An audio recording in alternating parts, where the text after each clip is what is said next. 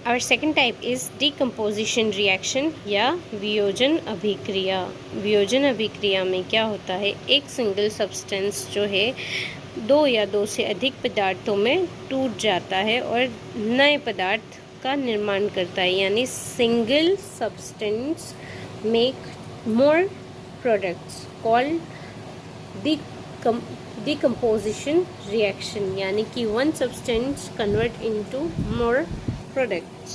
Okay, our third type is displacement reaction, which is very important in board exams.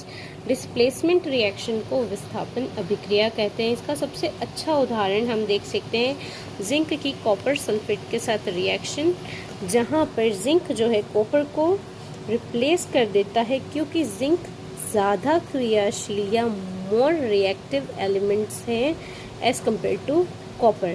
तो यहाँ क्या बन जाता है, जिंक सल्फेट प्लस कॉपर। इसका क्लास 10th की बुक के अंदर एक प्रैक्टिकल भी दिया हुआ है, जिसमें कॉपर सल्फेट का जो है सॉल्यूशन दे रखा है और जिंक को उसके अंदर डाला हुआ है, और सेम रिएक्शन जो है आयरन के साथ भी दे रखी है कि आयरन और कॉपर सल्फेट की एक रिएक्शन की जाती है, वहाँ पर आयरन सल्फेट और कॉपर जो है वो अलग अलग हो जाते हैं। ठीक है, तो ये इस रिएक्शन को क्या कहते हैं, डिस्प्लेसमेंट रिएक्शन।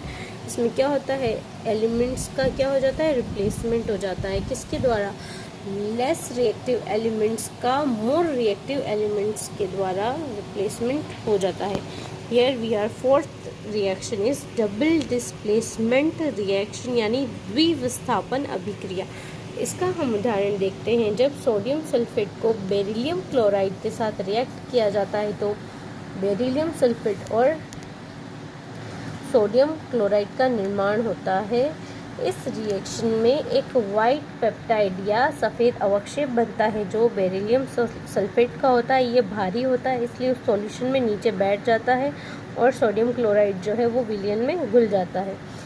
द्विविस्थापन अभिक्रिया में क्या होता है कि एक आयंस का जो होता है वो एक्सचेंज हो जाता है, या आयंस जो है वो एक्सचेंज हो जाते हैं एक दूसरे के साथ।